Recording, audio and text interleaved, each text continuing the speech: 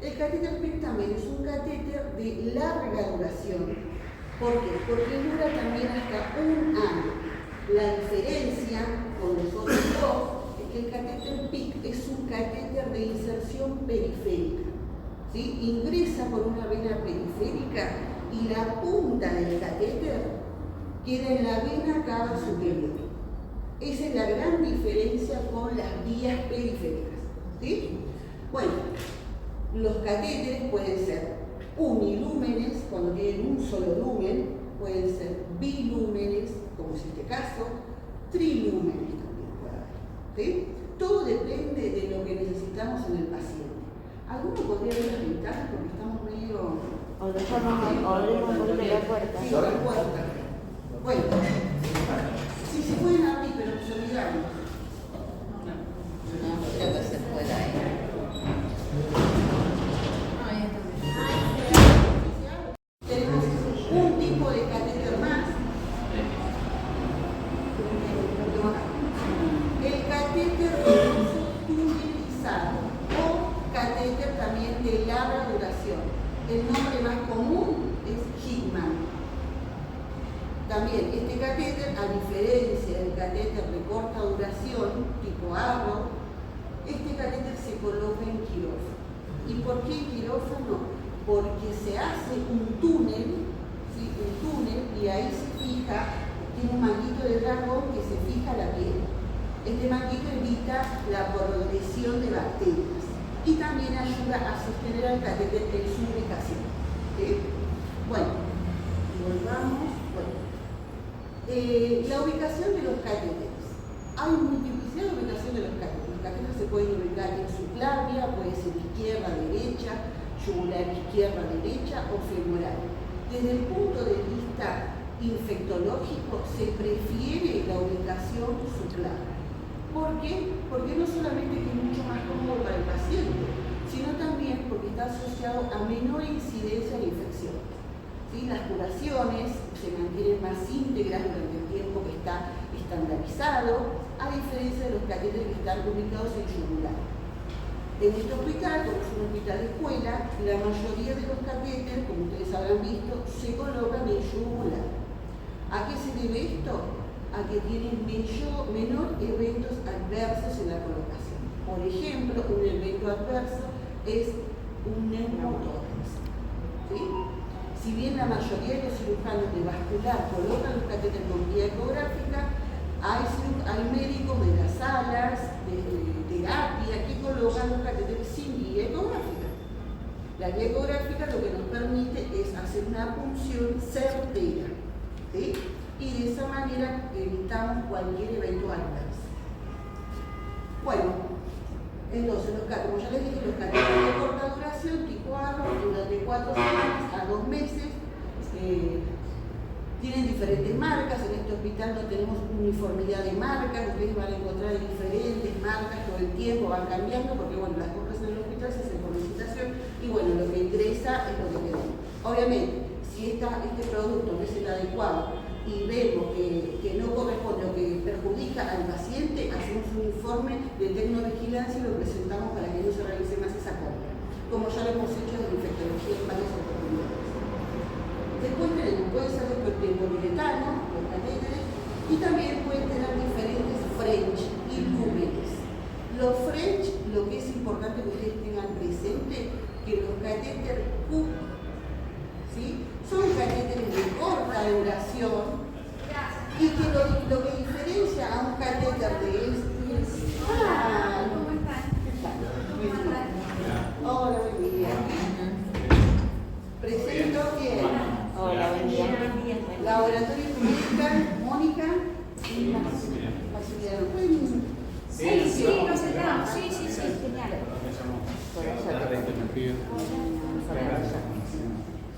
Por atrás. Por acá sí,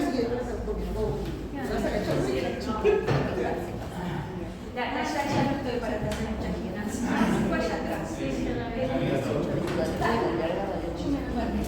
Bueno, entonces, lo que diferencia los catéteres no solo también la duración, sino también los French. ¿Sí? El catéter Cook, por ejemplo, que es un catéter de 4 semanas a 2 meses, 3 meses. Pero ¿qué es lo que lo diferencia con este catéter, por ejemplo?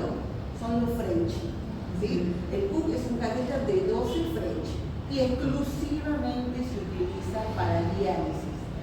No se puede utilizar ese catéter para administrar medicación, ¿sí? Salvo que sea una urgencia.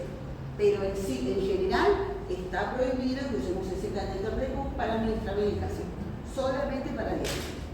Bueno, esto está estandarizado en el uso de los lúmenes, en general por la rama distal. Cada una de las ramas viene diferenciada por color y como vimos que hay diferentes marcas en el hospital, en un costado del catéter viene escrito qué lumen es, si es distal, si es proximal o si es medial.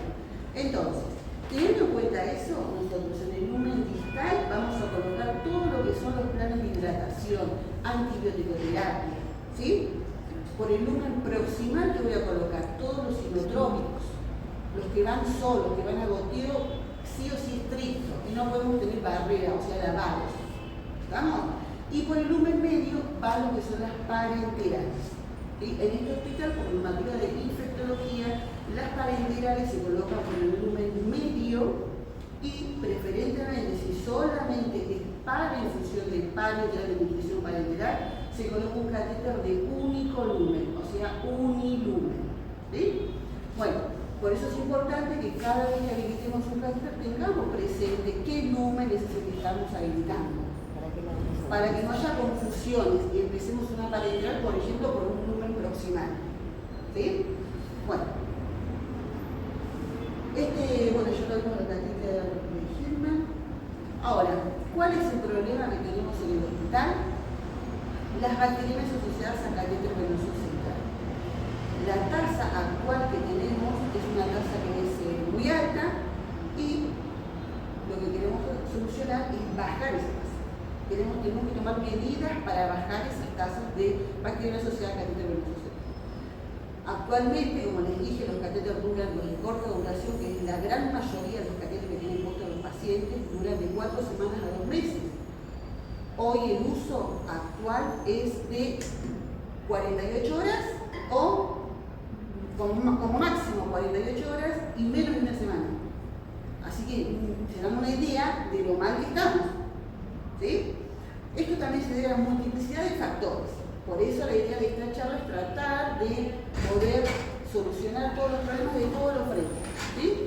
Con todos los actores involucrados, con todo el equipo de salud involucrado en la colocación y en el manejo del catéter venoso central. Bueno, ¿cuáles son las recomendaciones para la prevención de las infecciones asociadas a catéter venoso central y a catéter vascular? La primera de todas es la capacitación, ¿sí? Tanto al operador que coloca, que es el médico residente, como al personal de enfermería. La higiene de manos, sí o sí, es importantísimo y es la primera medida que debemos tomar para poder acceder a un catéter venoso central. Para que los médicos coloquen un catéter venoso central, primero deben de lavarse las manos. Para administrar medicación, primero tengo que lavarme las manos. Para curar un catéter venoso central, primero tengo que lavarme las manos. Siempre está presente el lavado de manos como una barrera y de esa manera podemos bajar las tasas de infección.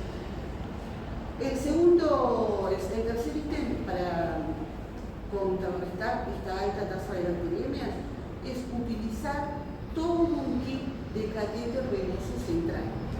Este kit de catéter venoso central, seguramente algunos ya lo conocen. Este kit se elaboró justamente porque se ha detectado la problemática que los médicos cuando colocan el catéter venoso central no tienen disponible de barrera, el equipo de barrera. ¿Cuál es el equipo de barrera? Camisolín. Buenos días, perdón.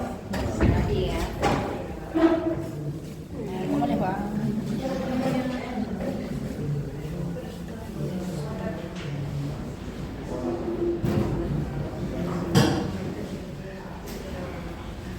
Este no es obsequiazo, que lo tengo que devolver. No, ustedes, para que lo puedan leer y se vayan interiorizando. Algunos ya lo conocen, ya lo tienen pegado en el report, porque esta medida la fuimos implementando progresivamente de a poco. A partir de mañana ya se implementa la normativa. Tenemos la fecha de hoy. Implementa la normativa y bueno, vamos a estar todo el equipo de infectología evaluando y a su vez también cualquier duda que se presente en el manejo del catéter vamos a estar evaluándola. ¿Sí? Bueno, entonces, el primer problema que detectamos es que el equipo médico y los médicos no tienen el equipo disponible para colocar un catéter venoso central. Específicamente los médicos cirujanos, ¿no? No había camisolines estériles en la sala, no había sábana estéril, bueno, y diferentes elementos más. Pero el médico no dejaba de colocar el catéter porque ellos querían colocar el catéter y lo colocaban como tal. Y justamente ya un catéter que se coloca sin la técnica adecuada, seguramente ese catéter se va a colonizar y se va a infectar y va a terminar en el retiro de ese catéter. Como les dije, se está retirando a las 48 horas. ¿Sí? Entonces, la primera regla es tener disponibles los kits. La mayoría de las salas ya los pedimos, los jefes de enfermería, los supervisores, tenemos que armar los kits, se les pidió que lo tengan disponible ante la necesidad y el requerimiento del médico y ofrecerles el kit. Bueno, el otro punto que tenemos que tener en cuenta es el baño prequirúrgico, que tampoco se cumple. El baño prequirúrgico como recomendación es indispensable para la colocación de un catéter venoso central. Ustedes me dirán, bueno, ¿y cómo podemos hacerlo si a veces no tenemos sábanas? ¿No? Porque pasa, esto es un problema que está en el hospital presente. Bueno, el paciente que deambula, lo mandamos a bañarse, le mandamos una toalla, un paño fácil y se va a bañar. El paciente que no puede deambular, lo tenemos que hacer una higiene los enfermeros. Si no tenemos sábanas, una alternativa que se buscó desde epidemiología es hacer un baño de la zona donde va a colocar el médico el catéter, posible zona donde va a colocar las zonas posibles, como les dije, son subclavia, izquierda-derecha, yugular y a veces en última instancia puede llegar a ser femoral, pero no es lo más recomendable porque está más cerca de la zona genital y obviamente tenemos más incidencia de infecciones relacionadas con esa zona de ubicación. Entonces hacemos una higiene de la zona previa, ¿sí? Y recién ahí el médico puede colocar el catéter. De esa manera también cortamos la posible contaminación y la colocación del catéter venoso central. Otra barrera es el reemplazo rutinario del conector clave. Este conector clave se cambia cada 7 días. Se cambia el conector clave junto con el prolongador con conectores clave. Todo se cambia el mismo día. ¿Cuándo se decidió el cambio? Se decidió que se va a hacer los días miércoles por la mañana, durante el turno de la mañana. ¿Por qué? Porque está la supervisora presente, Evelia, está el enfermero jefe Gustavo, estamos las enfermeras en control de infecciones presentes, hay un mayor equipo que puede prestar colaboración ante el cambio, la necesidad que tengan los enfermeros de cambiar los conectores y todas las acumuladoras de infusión que tiene un catéter venoso central. ¿Sí? Por eso se decidió el turno mañana.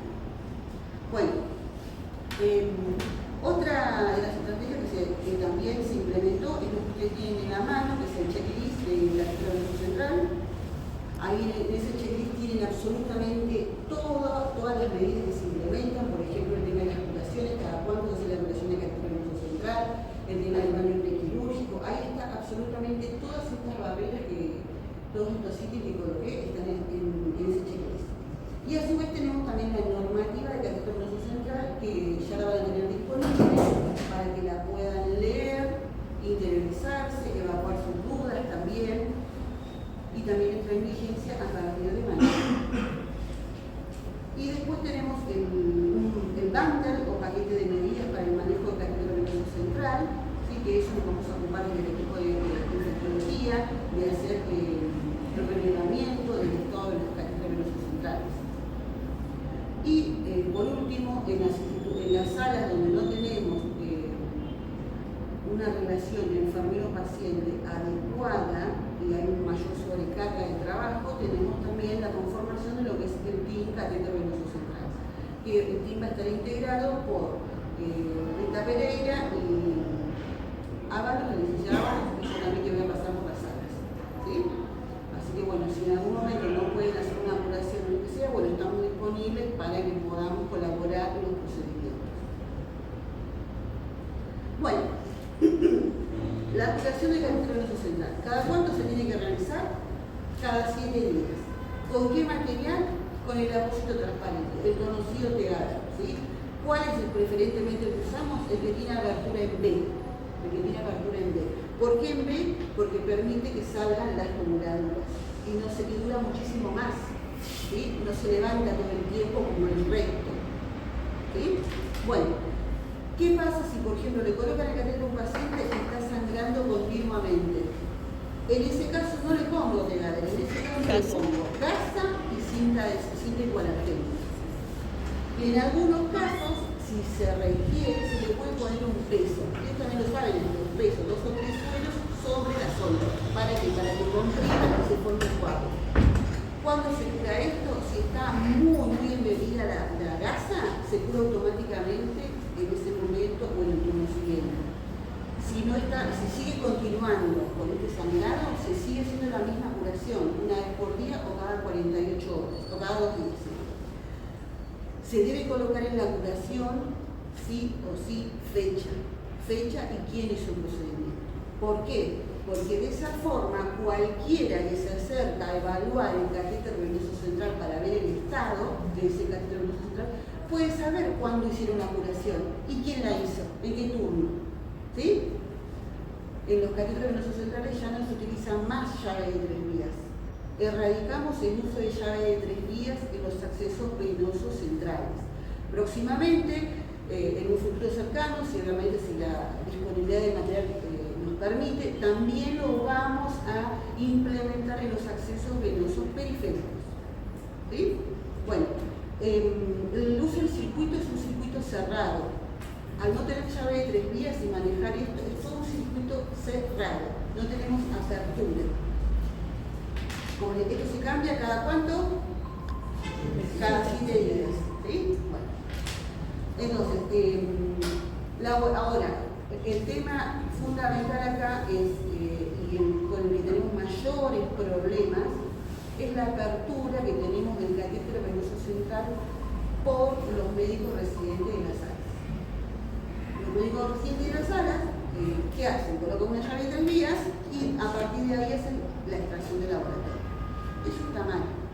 ¿Por qué? Porque provoca una apertura del catéter. Y esa apertura del catéter lo que lleva es a la colonización, contaminación, infección. ¿Sí? Y se tiene que retirar ese catéter. Entonces, por más que hagamos todo el resto de las medidas, si el médico coloca la llave y hace el laboratorio de esa forma, no sirve de nada todo lo que estamos haciendo. Entonces, se decidió desde lo que es terapia intensiva de Belia, la doctora Célica, que los laboratorios se van a realizar a través del conector clave del Q-Medical, que tiene una propiedad que ahora la va a explicar Maximiliano, que permite realizar laboratorios con técnica limpia. Simplemente yo voy con una gasa, limpio el conector, conecto la jeringa, ¿sí?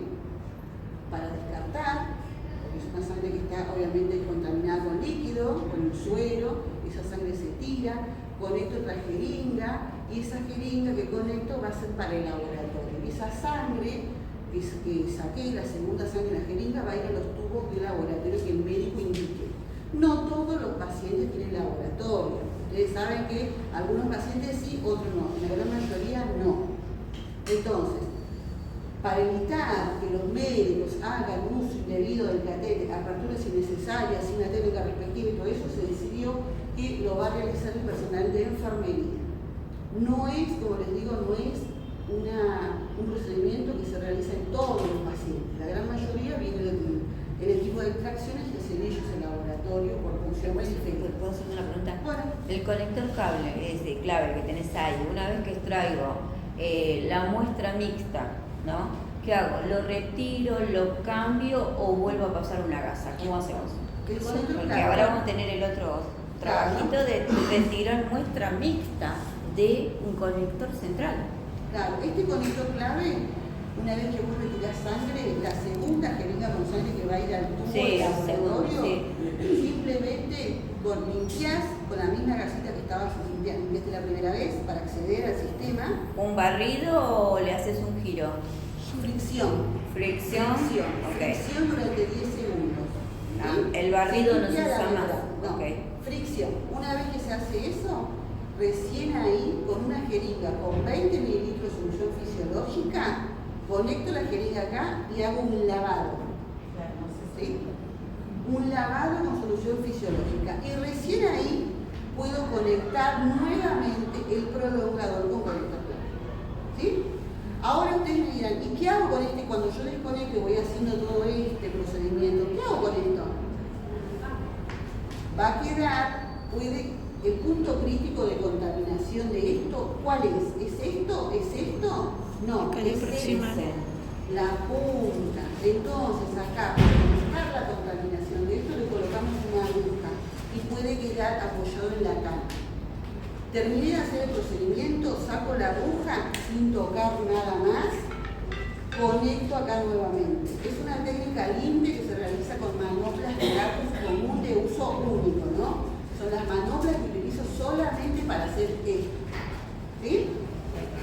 Obviamente, cuando cambio los conectores y cambio todo esto, en ese caso no, ahí tengo que utilizar guantes estéril, campo liso fenestrado, gases con clorexidina con base alcohólica o alcohol. ¿Sí? Es totalmente diferente, es el único caso que cambia a los 7 días. ¿Sí? O también se puede cambiar esto cuando yo veo que, por ejemplo, un retorno sanguíneo, una transfusión de sangre. Quedó todo el prolongador con conector clave, todo con restos vestigios de sangre. Corresponde cambiarlo. Entonces, en ese caso, si yo tengo el conector clave colocado, esto se cambia a los 7 días, pero esto me quedó con mucha sangre, solamente cambio esto. Y también es una técnica limpia. ¿Por qué? Porque yo voy buscando con una jeringa, limpio acá y conecto el nuevo prolongador con conector clave. ¿Se entiende? El único caso donde hay apertura del catéter es cuando yo cambio esto. A los 7 días, que en esta institución va a ser los días miércoles, a la mañana. Bueno, de la misma forma que hacemos un laboratorio, se hacen los hemocultivos. Técnica limpia.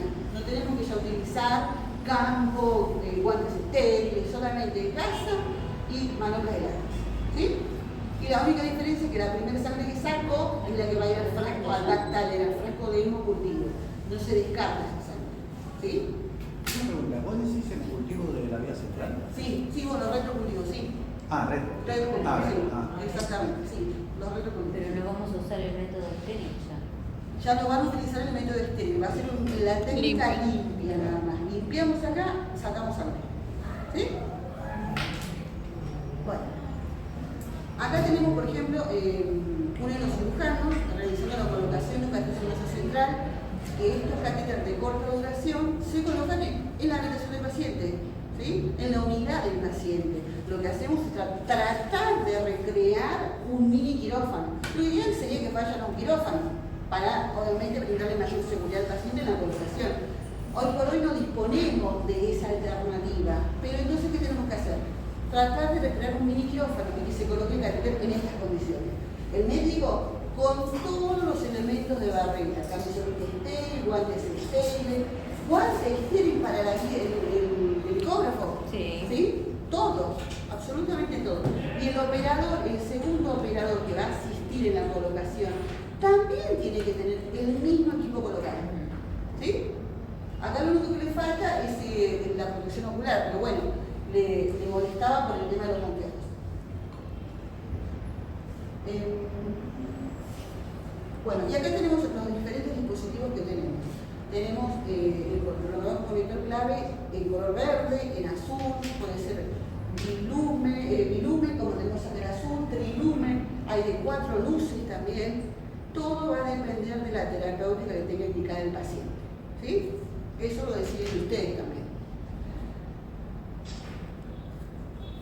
Bueno, y acá tenemos estas fotitos, las incluí para que ustedes puedan identificar los diferentes problemas que nos presentamos y que llevan justamente a que se colonice un catéter, se infecte y que dure 48 horas. En la primera foto está el catéter todo despegado. ¿Sí? Eso es indicación de curación de catéter. En la segunda foto, ¿qué le falta a ese catéter? Le falta el conector clave, le falta cerrarlo. Es una puerta de ingreso de bacterias, de colonización, se infecta, el paciente ingresa con fiebre y bueno, se queda más tiempo y tanto. En la primera foto es un catéter cubo. También no está en las mejores condiciones ese catéter, esa curación no está bien. Hay que hacer una limpieza. La aguja Uber te permite la infusión de líquido. Ahora, esta aguja Uber, a diferencia de los catéteres de corta duración o de larga duración como el Hillman, como el Hook, como el Arlo, no está fija por nada. Lo único que fija la aguja Uber en su ubicación es el adhesivo, el pegadero. Si el adhesivo está todo despegado, el paciente se mueve y se sale de eso. Y eso puede pasar en cualquier horario. Inclusive puede pasar cuando le está pasando quimioterapia. ¿Y qué pasa si se sale la aguja cuando está pasando quimioterapia? En el mejor de los casos se sale entera de una y bueno, no tenemos ninguna eventualidad. Pero si no llega a salir de una, si la aguja sale de la cámara del catéter, queda en el tejido subcutáneo. Y la quimioterapia va a ese tejido y lo necrosa, lo quema, ¿sí? Y después hay que hacer toda una limpieza por el equipo de cirugía.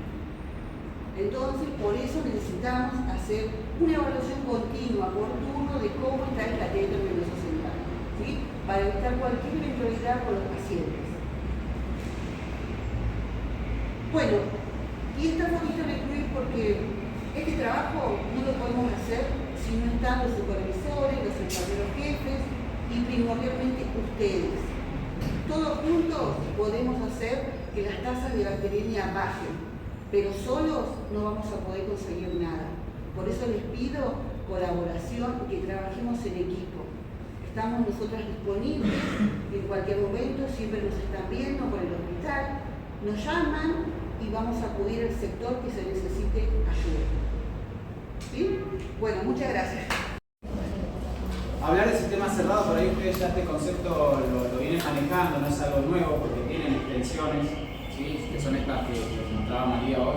¿Sí? Estos dispositivos realmente vienen a trabajar un poco lo que son los sistemas cerrados, una práctica muy buena y para destacarles a ustedes como instituciones que ya no usan llaves de 3 días. Realmente hay instituciones todavía privadas y de renombre que tienen llaves de 3 días usándolas en las vías centrales, por ejemplo. Que sería como la práctica no recomendada, hoy ya está muy estudiado eso, todos los ricos que tienen la llave de 3 días, y un poquito se los voy a mostrar, pero muy por arriba porque no es la realidad de ustedes. Entonces eso me parece bueno también destacárselo como institución de salud que son, que están en un proceso de tener todos sus circuitos cerrados, sobre todo en nuestros circuitos centrales. ¿Bien? Y claramente hablar de sistema cerrado no es solo un conector, no es una extensión. Esto tiene que ir acompañado, y fíjense que el concepto ahí lo decía, es un concepto integral. Uno tiene que incorporar varios eslabones para que realmente todo el proceso sea de forma efectiva. Muchas veces uno se queda tranquilo y nos llama y dice, mira, Marce, que son las infecciones asociadas al torrente sanguíneo, y quiero tu conector, o quiero el conector de Icumedica para controlar. La realidad es que este dispositivo solo no va a controlar lo que son las infecciones, no va a controlar la flebitis y demás. Tiene que ir acompañado de todo un montón de prácticas dentro de lo que se considera como un sistema cerrado para que realmente el objetivo se cumpla. Y un poco María lo recomendaba. Fundamental, el lavado de manos, ¿sí? Que parece algo obvio, que siempre estamos haciendo campaña y hablando y todavía falta un poco de adherencia. No estoy hablando de una institución, en rango general, del área médica, de enfermería, ¿sí? Venimos de una pandemia, ¿sí? Que saben todo lo que ustedes vivieron más en la trinchera, donde se crearon medidas, yo les digo, medidas de guerra, porque fueron medidas que se fueron implementando en el transcurso del momento de la pandemia, y algunas de esas prácticas todavía se siguen viendo. Y la idea es empezar a corregirlas. ¿Qué dice la literatura? Que está estudiado, porque luego hay cosas que se implementaron y bueno, vamos a ver si funciona o no. Hoy ya, por el tiempo que pasó, luego de pandemia, hay prácticas que se siguen implementando y que la idea es poder perfeccionarlas o ver qué dice la estadística en cuanto a si es correcto o no. Bien, un poco entonces los sistemas cerrados vienen a resolver esas prácticas que se adquirieron sobre todo en pandemia y que antes de pandemia también existían. Cuando hablamos de sistemas cerrados, tengan en cuenta que no solo el acceso vascular del paciente, ya sea una vía central o una vía periférica. El sistema cerrado también implica todo lo que es desde el contenedor, desde la solución, de cómo manipulamos ese contenedor, ya sea para preparar medicamentos o extraer la solución. Tiene que ser también un sistema cerrado. Muchas veces utilizamos una jeringa o una aguja para ir perforando, ya sea un contenedor flexible o semi-rígido, o si tienen el rígido que hay que ponerle el cono de la jeringa adentro, y eso la verdad es un punto de contaminación muy importante. Va a depender de los insumos que tengan, pero tengan en cuenta que hablamos del contenedor. Obviamente el set de infusión que están utilizando también hace parte de lo que es un sistema cerrado, y lo que es los conectores o las extensiones para los accesos vasculares. Para que sea un sistema cerrado se tiene que completar en su totalidad. Si de nada me sirve tener un sistema cerrado acá si arriba ocurre otra cosa. Ustedes ya vienen con nuestro set de infusión, que eso ustedes saben que son set libres de aguja también, son sistemas totalmente cerrados. Y la idea, bueno, ahora es completarlo con lo que es el acceso vascular, ya sea vía central o vía periférica. Algunas entidades que nosotros tomamos de referencia, me parece importante también decirles que todo lo que yo les pueda compartir acá y demás, no es un conocimiento propio de mi mío, de mi larga experiencia, o de IQ Medical, que nos sentamos y bueno, vamos a decirles a los enfermeros del hospital de clínicas esto porque nos resulta. Sino que tomamos lo que dicen estas entidades de referencia, ¿sí? Científicas, internacionalmente reconocidas, muchas veces ustedes las van a reconocer, y en base a lo que dicen estas guías, ya está estudiado y reportado como tal, es la recomendación que hacemos nosotros, sobre todo porque los productos acompañan a las recomendaciones, nuestros productos, a las recomendaciones que hacen estas entidades, ¿sí? Bueno, la Joint Commission, creo que la mayoría la ha escuchado. Nosotros también basamos mucho nuestras recomendaciones de práctica en lo que es la INS, que es la Asociación de Enfermeras en Infusión de Estados Unidos, sería como la TIPA de acá de Argentina, no sé si lo han escuchado también la TIPA. Bueno, la INS de Estados Unidos, y la verdad que a nivel internacional todo lo que es terapia de infusión tiene su manual de estándares, donde hay un desarrollo de cómo se debe manejar todo lo que es terapia de infusión, todo en su esplendor. La última actualización que hicieron fue el año pasado, en el 2021, donde sacaron, cada 4 o 5 años sacan sus manuales. La última actualización fue en el 2021, y ahí hacen referencia a todo lo que es terapia de infusión y lo que son los sistemas cerrados. Bueno, y el CDC, que es el Centro de Control de Infecciones y Prevención, que también para la gente de infecto, por ahí ya es también una entidad muy reconocida. Entonces, lo que dicen estas entidades, nosotros hacemos una bajada a tierra al profesional de salud, que muchas veces pasa por desconocimiento. No tenemos las guías actualizadas, no tenemos el alcance a esa evidencia científica, entonces nosotros dentro de IQ Medical lo que hacemos es darle conocimiento al enfermero para ver qué puede aplicar, qué se puede ajustar a su realidad. Claramente la guía completa, lo que recomienda la INS o el CDC muchas veces está alejado a lo que nosotros tenemos en la institución.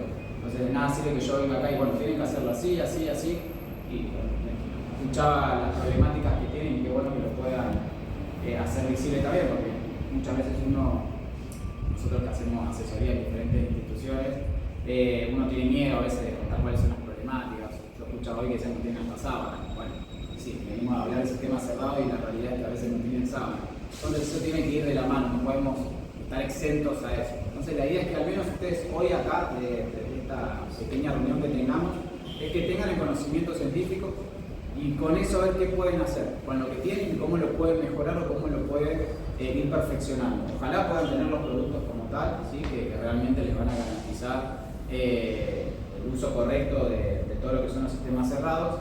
Y si no lo tienen, bueno, ver con lo que tengo cómo me puedo ajustar a eso. En algún momento llegaremos, no sé cuándo, pero la idea es que realmente con ese conocimiento la institución vea qué puede hacer. ¿Sí? Y eso lo recalco porque por ahí me ha pasado que me dicen, no, pero vos me decís que sí, se dice eso y nuestra realidad es otra. Sí, somos conscientes de eso y la idea es que ustedes con esto al menos lo puedan bajar a tierra con lo que tienen y ver cómo lo pueden perfeccionar. ¿Sí? Bien, IQ Medical fue creado y conocido por este conector que es microclay. Nosotros le decimos el MC100, que lo van a ver y ustedes lo reconocen por ahí en los sets de infusión que está de color azul. ¿Vieron el canal secundario? O en el nivel más distal tiene este conector pero con la tapita azul.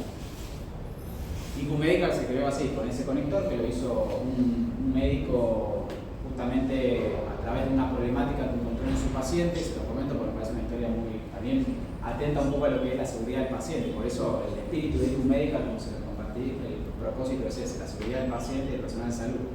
Donde vio que se desconectó una infusión de un paciente que estaba internado, un paciente joven, se le desconectó accidentalmente un inotrópico y el paciente falleció, murió. Justamente porque la conexión que tenía en el acceso vascular con la guía de infusión no era segura. Se desconectó, pasó la noche ahí, cuando fueron a verlo al otro día, el paciente falleció, murió. Y se dieron cuenta que era por un error de conexión entre el acceso vascular, voy a repetir, y la guía de infusión. Y ahí el médico pensando cómo podía asegurar esas infusiones que sean seguras y que no atienden con la seguridad del paciente, creó el microclay, ¿sí? Un clay que justamente lo que no solo protege de las infecciones o posibles infecciones que puede estar expuesto el paciente, sino también de las desconexiones accidentales. Saben que nuestro conector es Luer Lock, como se recomienda que todas las conexiones de las guías con acceso vasculares debe ser, justamente para evitar esas desconexiones accidentales. Esto como parte un poquito de la historia que me parece interesante contar. ¿Sí? No, con respecto a los SED, la diferencia antes tenía el microclay y el macroclay, que el macro es el azul que tienen las guías, pero no se ve cuando se queda sangre o si faltó para acordarse del lavado, para mayor seguridad, se quedó todo ahora, se fabrica todo a microclay. Así que próximamente vamos a tener las guías también con el conector transparente, con el microclay. Pero bueno, como todavía queda permanente, pero próximamente creo que es mucho mejor el transparente, porque ustedes ven realmente que no tienen conexión con el exterior y que no queda sangre, que no queda ninguna solución. Pero bueno, por ahora ya lo van a cambiar, lo van a hacer guías nuevas. Quizás por ahí, no sé, las guías de infusión, porque todavía, o sea, para que llegue sangre al segundo canal, no, claro, es por eso que por ahí uno se da tiempo a migrar primero sí a los conectores, que es lo que está más próximo a la vía central o a la vía periférica, y uno realmente tiene que ver el volumen residual, algo que hablaban hoy de acá, cuánto volumen o el resto de sangre sobre todo que puede quedar en estas conexiones, y que uno se tiene que asegurar que quede totalmente limpio, porque saben que es un caso de objetivo si queda remanente de contenido biológico dentro del conector. El nuestro tiene un volumen residual escaso, 0,004, nada de volumen residual. O sea, si yo voy a sacar sangre y llegar a quedar un volumen residual, va a quedar 0,004, y es el volumen que yo necesito para lavar mi conector y que no quede volumen. Volumen residual, a eso me refiero, restos de sangre, hablándolo un poquito más a tierra. Por eso es importante también, a diferencia de otros conectores, que yo eso lo tenga en cuenta como profesional de la salud, porque soy quien voy a velar por la seguridad de mi paciente y las infecciones que pueda ocasionar en ese procedimiento que es la extracción de sangre. ¿Bien? No lo quiero aburrir mucho con esto, pero bueno, lo nombro al pasar. Sepan que conectores en el mercado hay un montón. Van a escuchar, y no sé si trabajan en otros lugares, que hay infinidad de conectores. Pero los conectores no todos funcionan de la misma forma, ¿sí? Dentro de este conector siempre hay un desplazamiento de fluido. ¿Qué quiere decir? Cuando yo tengo una jeringa, y ahora toca una jeringa que traje, cuando yo tomo una jeringa o mismo, como lo van a implementar ustedes, ¿sí? Cuando ustedes tienen esto conectado, o los tres, si fuera tres. bueno, ilumen también. Si ustedes van a desconectar esto, están pasando medicamentos, ¿sí? Cuando uno hace la desconexión, ya sea como bien explicaron, la desconexión de sangre o cambiar todo el dispositivo, este momento de desconexión hace un desplazamiento de fluido internamente, todo lo que es del conector hasta el acceso vascular. Lo mismo va a ocurrir con las jeringas. Si yo estoy pasando un medicamento, ¿sí? O haciendo un lavado, cuando desconecto, esto genera un desplazamiento de fluido. Eso lo hacen todos los conectores, no el IQ médico, lo hacen todos. ¿Cuáles son esos desplazamientos que van a ver? El desplazamiento positivo, negativo o neutro. Como lo ven en la primera imagen, el desplazamiento positivo, ¿cuáles son los riesgos? Si yo viene un proveedor de un insumo, de un conector, y me dice la pregunta que yo como profesional de salud tengo que hacer, bueno, ¿qué tipo de desplazamiento hace tu dispositivo? ¿Por qué? Porque yo tengo que tener en cuenta cuál es la secuencia que voy a tener que implementar para no tapar mis catéteres o mis pacientes se infecten. Si el desplazamiento que me están ofreciendo en el conector que trae ese proveedor es positivo, la palabra lo dice, cuando yo hago este tipo de desconexión, ya sea administrar un medicamento, solución, un lavado o retiro las extensiones, sepan que parte del fluido que tenga dentro de ese catéter vascular, va a ser eyectado al paciente, ¿sí? Un microbolo le va a infundir al paciente. Cuando yo hago esa desconexión, un microbolo, por eso dice desplazamiento positivo, desplaza los fluidos que hay desde el conector hasta el acceso vascular del paciente y hay un pequeño volumen que le ingresa al paciente, ¿sí? Claramente el catéter va a quedar con una entrada de aire, ¿sí? Va a quedar con un volumen de aire en su interior.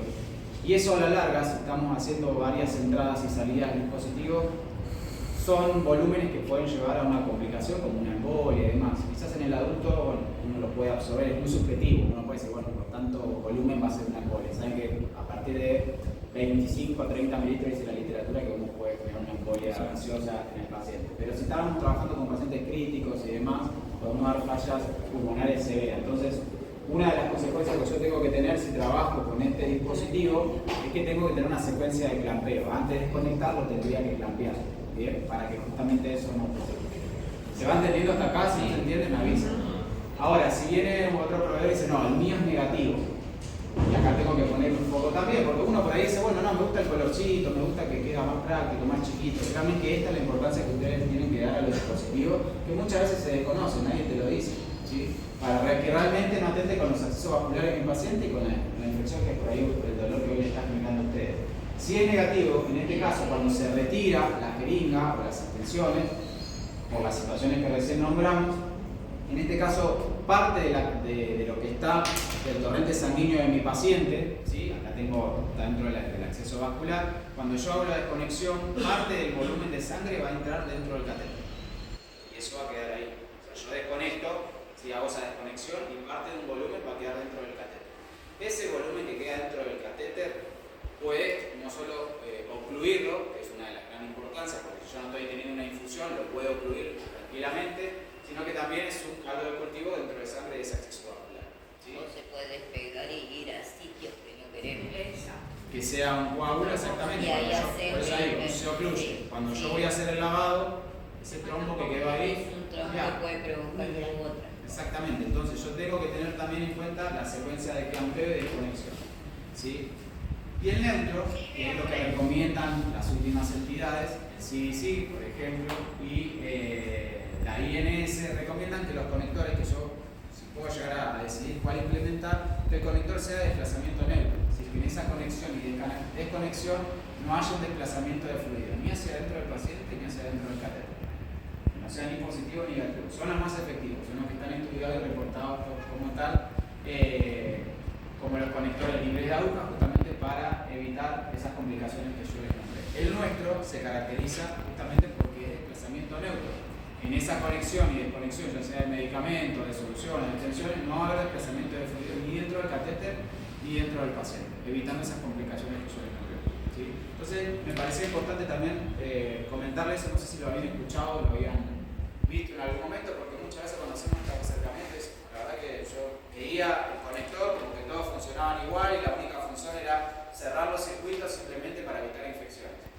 Sí, más allá de las infecciones, eso también hay que tenerlo en cuenta, ¿sí? Porque si se me tapa un catéter en un paciente crítico, toda la complicación que eso requiere, y si hay microbolos de ciertos medicamentos, también puedo atentar contra esa seguridad. ¿Bien? ¿Se entendió? ¿Quedó un poquito claro? Bien, acá los sistemas abiertos versus los cerrados, un poco lo que, en cuanto a riesgo, lo que dice la Joint Committee. No, está bien. Ocurre. Ocurre, no se sientan mal, esto no les pasa a ustedes, pasa a todas las instituciones. La idea es que los sistemas cerrados realmente puedan también bajar esa tasa de accidentes por función. ¿Bien? Bueno, María lo comentaba también un poco, si esto está tomado de la sección de enfermeras en infusión, donde cuáles son los puntos álgidos de donde el paciente se puede infectar más, ¿sí? Claramente el mayor porcentaje de colonización, ¿sí? O de infección que puede ocurrir del torrente sanguíneo de las clapsis es el momento de la colocación, por no tener una higiene o una asepsia correcta del sitio donde se va a colocar ese acceso vascular central. Mario lo nombró, ¿sí? Qué importancia que es eso para el baño prequirúrgico. Que bueno, la idea, fíjense que entre un 70 y un 90% de las estadísticas dicen que la causa principal se da por eso, ¿sí? Por colonización de la piel del paciente, que al momento de la inserción del catéter, ya sea central, sobre todo central y periférico, los mayores reportes de infecciones van asociados a eso. Entonces ahí la práctica sería justamente eso, preparar la zona de donde se va a insertar, o posible zona de colocar el acceso vascular, que tenga una buena higiene, una buena asepsia. Lo que que se recomienda y lo que dicen las guías es que sea con clorhexidina, los paños clorhexidina, que son los que realmente van a eliminar esa flora habitual que tiene la piel y que al momento de colocarlo, insertar el médico ese catéter, no ingresa el torrente sanguíneo. El otro punto, fíjense que casi hasta un 50% son los hooks, ¿sí? Los hooks son las conexiones de la vía central, estos de acá. Entre un 50% más o menos de las estadísticas dicen que las infecciones en el torrente sanguíneo se producen por contaminarse estos sitios clave, ¿sí? Sitios clave que justamente cuando uno hace conexión, desconexión de las guías, de los conectores y demás, realmente pueden contaminar, pueden colonizar el catéter e ingresar al torrente sanguíneo. Claramente el punto quizás que hoy ustedes están trabajando es acá y acá también, porque el otro punto son la contaminación del medicamento, ¿sí? de la solución que uno va a administrar. Es un porcentaje mínimo, un 3%. Realmente nosotros ponemos mucho foco en lo que es la preparación de los medicamentos, tenemos la área limpia, la área sucia, hacemos toda la asepsia de los contenedores y demás, manipulamos los medicamentos y los insumos que utilizamos para preparar las soluciones de forma efectiva, pero muchas veces esto lo dejamos de lado. Entonces realmente el punto de foco donde hay que ponerlos es en este sitio, a través de los conectores libres de auto, que realmente están reportados como los que van a controlar esta incidencia de infecciones, y sí el tratado de la piel, que es lo que todavía sigue estando en auto. Y un poco hoy, bueno, lo reflejaron acá, ¿sí? Que es la realidad que tienen ustedes. Por eso no se sientan mal, esto les pasa a todos, no solo a ustedes. Pero está bueno que lo puedan identificar, que lo puedan visibilizar, no se sientan mal, y sí trabajar sobre eso. Creo que lo más importante, que hay más apertura en la enfermería. Antes por esto se tapaba y como bueno, sigamos, acá no pasó nada, y lo ideal es trabajar sobre el error. No sé si han conocido por ahí María o el resto lo que es la técnica NTP, una técnica aséptica sin contacto. ¿Han escuchado o no? ¿Sí? ¿Algo? Es una técnica medianamente nueva, estudiada, se dice que es un estándar de oro, que se utiliza para todo lo que es el manejo de accesos vasculares y de heridas quirúrgicas. ¿Y por qué lo nombro? Porque les dije que los sistemas cerrados es un concepto integral, tiene que integrar varios labores, no solo el conector, la extensión, nos fuimos y solucionamos el problema de las infecciones, sino tiene que ir acompañado de otras prácticas. Y una de esas prácticas es esta técnica, que fue creada por enfermeros de Estados Unidos. De hecho, hoy así como Joint Commission acredita las instituciones con sus estándares como seguras, la técnica INTT también, esta entidad lo que hace es acreditar a las instituciones que están adheridas al manejo de esta técnica. Vuelvo a decirlo, para los accesos vasculares o para el manejo de las heridas quirúrgicas. Es una técnica aséptica sin contacto y que parte de 3 puntos importantes. Uno son los sitios claves, proteger todo lo que son los sitios clave de nuestro paciente. ¿Cuáles son esos sitios clave? Es la puerta de entrada al paciente, el acceso venoso central, el acceso venoso periférico, la herida quirúrgica. ¿Sí? Preservarlo como el punto de mayor infección donde puede generarse esa posible infección. Lo otro son las partes claves. Las partes claves, no sé si tengo una foto acá. No. Bueno, pero las partes claves, ¿sí? Son todos esos sitios donde se puede contaminar, donde puede ingresar ese microorganismo y generar o colonizar al paciente. Por ejemplo, puede ser la boca del contenedor, ¿sí? De la solución con el punzón de mi guía. Eso es un punto clave.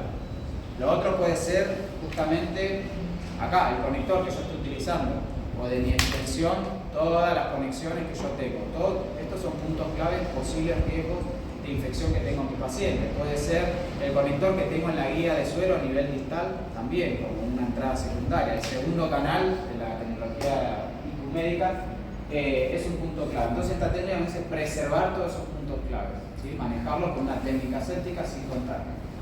Lo otro es contar con un campo aséptico general, una bandeja, ¿sí? La típica bandeja que utilizamos para trasladar diferentes insumos, medicamentos, soluciones y demás.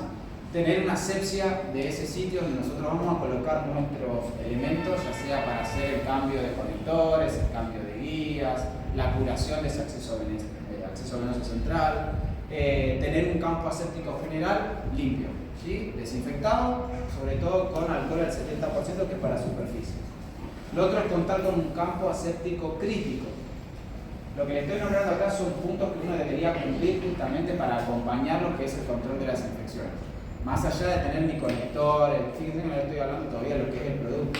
O sea, nosotros apelamos mucho que realmente esto se dé para que esto sea efectivo.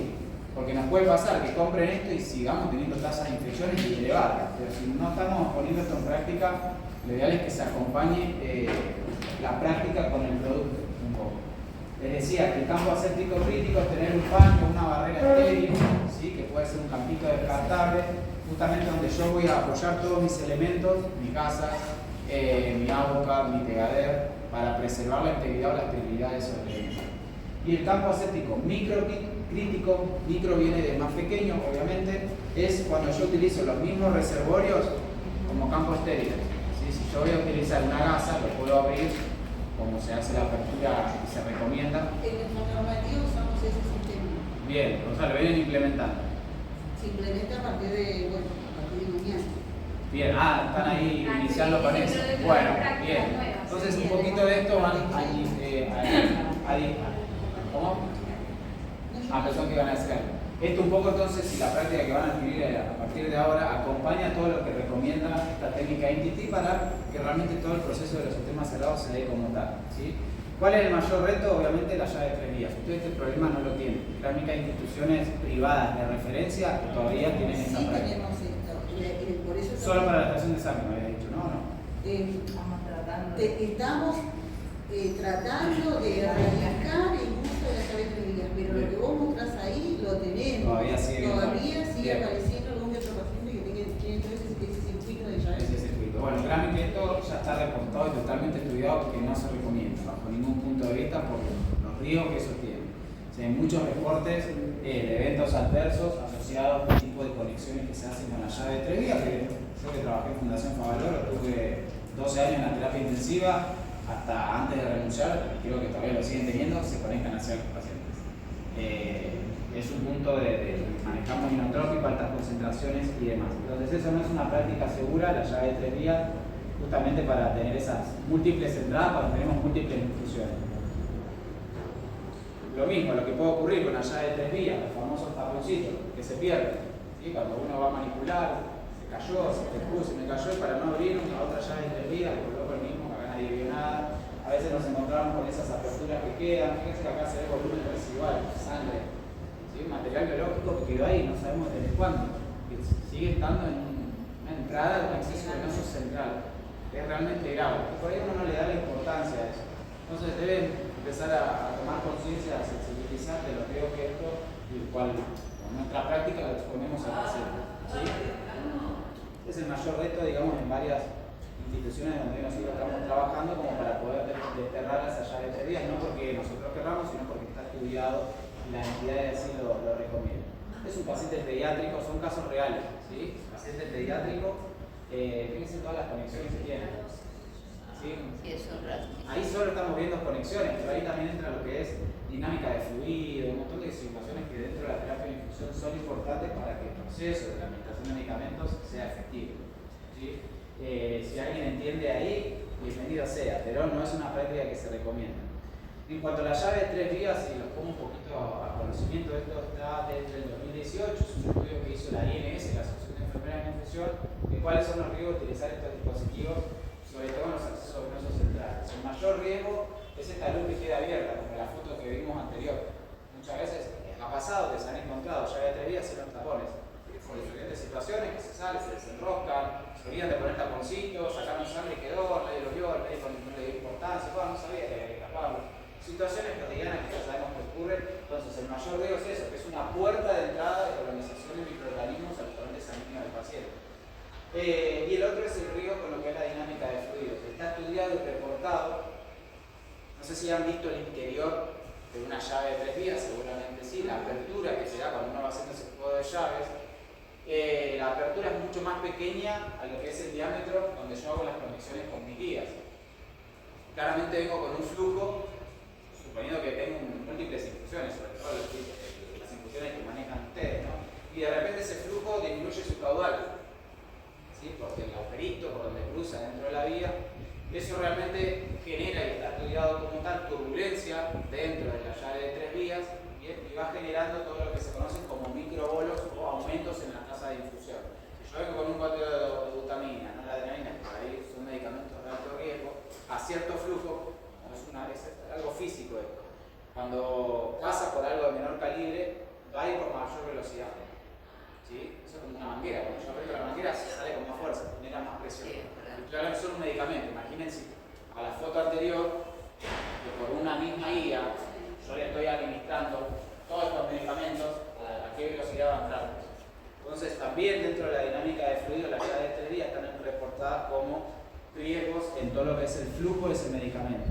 Pongamos el foco, el foco sobre todo en los medicamentos de alto riesgo, inotrópicos, cardiovasculares, analgésicos. Sí. ¿Puedes decir que usando la llave 3 vías está comprobado que el fluido pasa por Una cuestión física. No sé si has visto el interior. Quiero que, vuelvo a decir, vemos acá un cierto calibre. Cuando hacemos la apertura, el calibre baja y eso genera mayor flujo de infusión. ¿Sí? Que es muy subjetivo, no podemos si pasa más rápido, pasa muy lento, pasa poquito, pasa menos. Pero es una cuestión física, ¿sí? Vuelvo a decir, dentro de este estudio, a tu pregunta está reportada como toda esa dinámica de fluido que hay dentro de la entrada de ese medicamento. Hay esa turbulencia, ese aumento de flujo que hay en esos medicamentos. Vuelvo a decirlo, pongamos foco sobre todo en el tipo de paciente y medicamentos que manejan ustedes, que son de alto riesgo. Bien, esos son un poco por qué tienen que cerrar la llave de 3 vías, sobre todo en lo que son los accesos venosos centrales.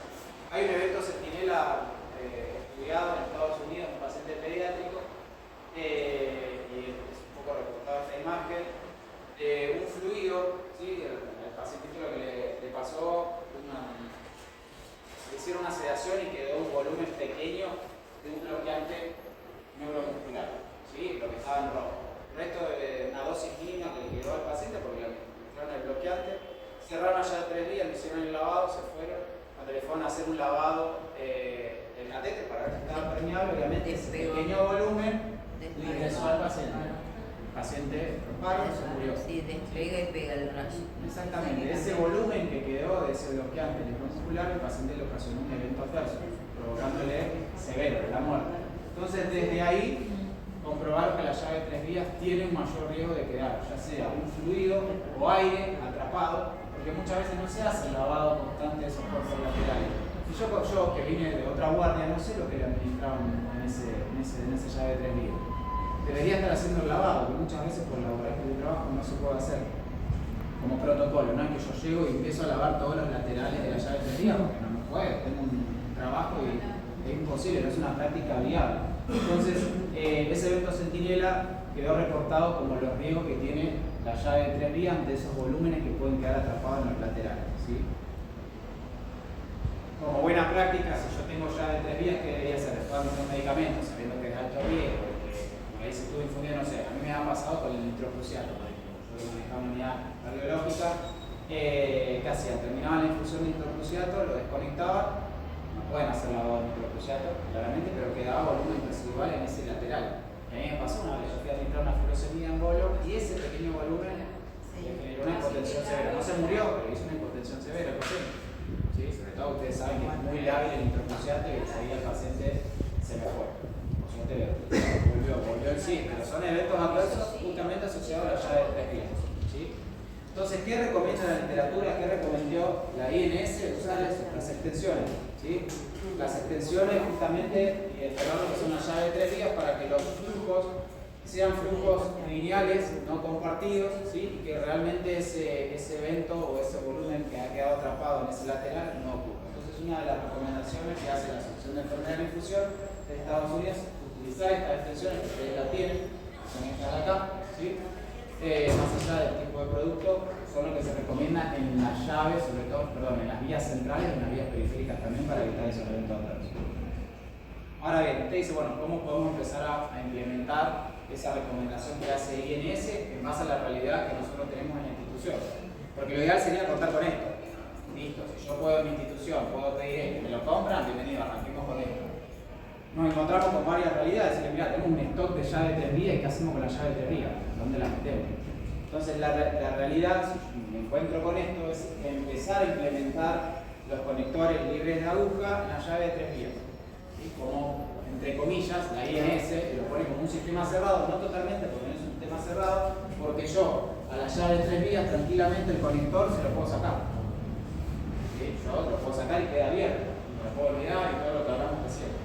Entonces, entre comillas lo pone como, bueno, si queremos empezar a hablar de sistemas cerrados, podemos colocar nuestros conectores libres de aguja en la llave de 3 vías, como tienen acá acá en la foto para empezar a disminuir ese stock de llave 3 vías que yo tengo y empezar a tener este concepto de sistema cerrado, con todo el manejo ideal de los conectores libres de agua. La práctica ideal sería esta, ¿sí? Contar con mis extensiones en las vías centrales, con los conectores que no se desplazan y con las particularidades que recomiendan de cómo debe ser un conector, que ahora vamos a ver. Porque ya está explicado cuáles son los mejores conectores justamente para que estos sistemas sean efectivos, porque hay sistemas que, por el tipo de conector que tienen, no son efectivos para hacer sistemas cerrados, siguen siendo sistemas abiertos. Y así en las vías periféricas, lo mismo, tanto en vías centrales como en vías periféricas. Eso es lo que se recomienda. Extensiones a la salida del acceso manual. Nosotros trabajamos mucho esto. Una vez que tienen el producto y demás, lo que es la gestión del conector. ¿Dónde lo vamos a conectar? ¿Sí? El conector, como tal, este conector, el Flex, ¿sí? Está recomendado para conectarse en todo lo que son los lúmenes de las vías centrales, el lumen distal, proximal y medial, y a la salida del acceso venoso periférico, para justamente tener un sistema cerrado. Se usa sobre todo y está recomendado lo que son las infusiones intermitentes, porque es donde yo voy a hacer una apertura y salida, ¿sí? Una apertura y entrada de esa conexión a mi acceso venoso central. Puede que alguno dice, bueno, ¿puedo utilizar el conector en las infusiones continuas? Sí, pero si es continuo, yo no voy a estar abriendo y cerrando el circuito. ¿Me siguen hasta acá? Entonces, no se justifica el uso de un conector en una infusión continua. Y eso es importante que yo se lo diga, porque acá les voy a decir, meterle a todos conectores no es una recomendación clínica, sino que realmente vaya incorporado en lo que son las infusiones intermitentes. Bien, ahora, si mi práctica, porque me ha pasado también, que dicen, no, pero mira, nosotros lo vamos a implementar en las infusiones continuas también, porque solemos abrir los circuitos, hacemos cambios de tubuladuras cada 24 horas, hay instituciones que dentro de la terapia lo cambian cada 24, cada 48, por el protocolo que tienen. Entonces se da esta apertura del circuito en mayor medida y corre más riesgo de que se colonicen microorganismos. Entonces en ese caso totalmente se justifica, pero si yo lo voy a tener cerrado 7 días y no lo voy a abrir por nada, no se justifica, ¿sí? Pero si lo quieren colocar también es una práctica que la pueden adquirir. Entonces puede ir tanto en infusiones intermitentes como en infusiones continuas dependiendo de la apertura del circuito que yo voy a tener. ¿Es compatible con todo tipo de Luger? Sí. Nuestro conector es Luger Lock, con rosca, y como las guías de infusión. Pero también va y se lleva muy bien con lo que es el Luger Lead. Ustedes realmente tienen este tipo de jeringas, ¿no? No a rosca. La mayoría de las instituciones lo tienen. Entonces, créanme que también sirve para acá, no se desplaza, no se va. ¿Sí? Si yo hago la conexión que ustedes tienen que hacer con este tipo de jeringas o guías, porque a veces las guías de infusiones por gravedad, no las de las bombas médicas, sino las de gravedad, que utilizo, las de 14 exactamente, yo lo que tengo que hacer al conector, esto pasa lo mismo con el canal secundario, ustedes tienen más experiencia de esto, coloco hasta el fondo y hago un pequeño giro, ¿sí? Giro de la jeringa. Eso va a ser, miren, que no se sale, ¿sí? Ahora, si yo pongo así, salta, si che, no sirve el conector, es una porquería, ¿sí? Entonces, ¿qué tengo que hacer? Es hasta abajo y lo giro, ¿sí? Y ahí va a quedar totalmente fijo. Y para sacarlo no es hacia arriba, lo mismo, lo vuelvo a girar y lo saco. Porque si yo lo intento sacar así, por ahí sale, pero puedo romper la cánula interna. Esto tiene una cánula muy chiquitita con una silicona que lo recubre, que al contacto, ¿sí?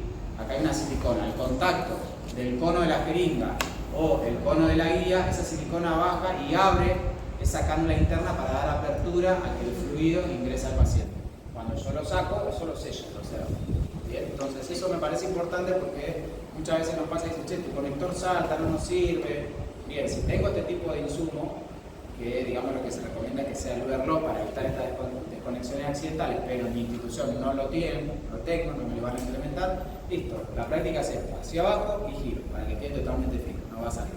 Tanto la jeringa como la jeringa, ¿bien? Entonces es compatible con todo tipo de Luger, no solo el Luger sino el Luger Lead también. ¿Qué mecanismo tiene mi conector? Ya vimos, el conector de IQ Medical es un conector de desplazamiento, dijimos, neutro. No hay desplazamiento de fluido en esa conexión y desconexión. Si fuera positivo, ya puedo generar microbolos en mi paciente, generando volúmenes de aire dentro del catéter, lo que a medida se va produciendo en un gran volumen, se voy abriendo, desconectando y cerrando en embolia pulmonar. Y si es negativo, puedo tapar mi catéter y generar un volumen residual ahí que me genere, mi colonice con material biológico.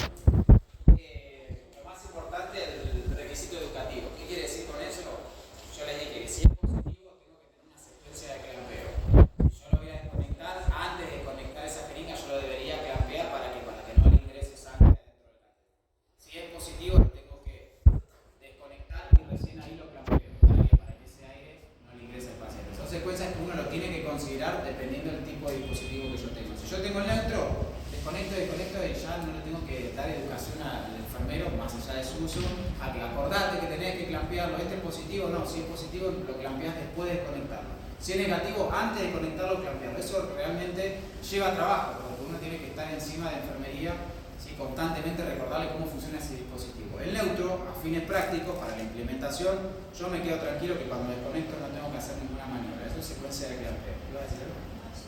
Listo, ya cerramos, perdón. Y la ventaja que tiene es esto, que es un conector transparente, donde yo puedo visualizar el volumen residual. Sepan que este conector también lo tengo en las extensiones, por eso es efectivo. Y cumple con las especificaciones que hace la INS y el CDC, que es un desplazamiento neutro, así que no requiere secuencia de clampeo. Es apto para todo tipo de medicamento y solución, nutrición parenteral, con lípidos, sangre, digo lípido porque ahí son las más espesas y que uno puede tener el concepto de que se puede ocurrir. No, va para quimioterapia, soluciones intravenosas, soporta todo tipo de presiones y demás. Es incompatible con los tubos de oxígeno, también es importante, es una recomendación que hace la INS para que accidentalmente no lo conectemos con el tubo de oxígeno. Es de superficie plana, fíjense que totalmente, cuando ustedes lo vean, es plano. A diferencia de otros, no quiero hablar mal del conector, pero bueno, no tener referencia, que si ven este es cóncavo. Entonces, para hacer una asepsia, yo me tengo que asegurar que esa gasa ingrese, pero perfectamente en este sitio, cóncavo que yo tengo acá. Tengo que hacer una asepsia efectiva, que la gasa y el alcohol ingresen en esta superficie. Esto es totalmente plano. Yo haciendo la fricción, ¿sí? De los 10-20 segundos, según el protocolo que tenga, me aseguro que realmente toda la superficie quede desinfectada. Solo se va a hacer apertura al conector cuando yo coloco una aguja o, perdón, una jeringa, o una guía. En este va a ocurrir que cada vez que uno vaya administrando se va a abrir el conector y va a quedar abierto. Y esto va a estar en contacto con la cama, si no lo utilizo y demás. Y acá se van a penalizar microorganismos. Por eso también es bueno saber cómo funciona cada dispositivo, ¿sí? Iba a decir, no quiero hablar mal de este dispositivo, pero las ventajas que tienen sobre este dispositivo realmente son más efectivas. Ojalá que lo puedan tener prontamente, pero ya tenemos cuidado fácil. Ya para el último, volumen residual no tiene. O sea, si yo voy a sacar sangre, ¿por qué lo digo? Solo cuando saco sangre, porque hay ciertos conectores que yo tengo que estar lavándolo, porque lo lavo y sigue quedando volumen residual. Y sigo, lavo, le paso 10 y sigue quedando volumen residual. El nuestro con 5 mililitros ya lavo y no queda volumen residual. Son 0,04 mililitros de volumen residual. Nada. O sea, si voy a sacar sangre, me aseguro que al paciente no voy a estar lavando para que no quede restos de sangre. Esto es nuestro portafolio, el conector solo, ¿sí? Donde ustedes lo van a querer implementar en lo que es la llave de vía para la extracción de sangre correctamente. Y todo lo que son las extensiones, como las que tienen ustedes, pero a diferencia de este, vienen con nuestro conector a nivel distal. Tenemos de 2, de 1 y para el área de pediátrica. Y próximamente tenemos el TEO para lo que es diálisis. ¿Bien? ¿Algo que quería agregar? ¿Alguna pregunta?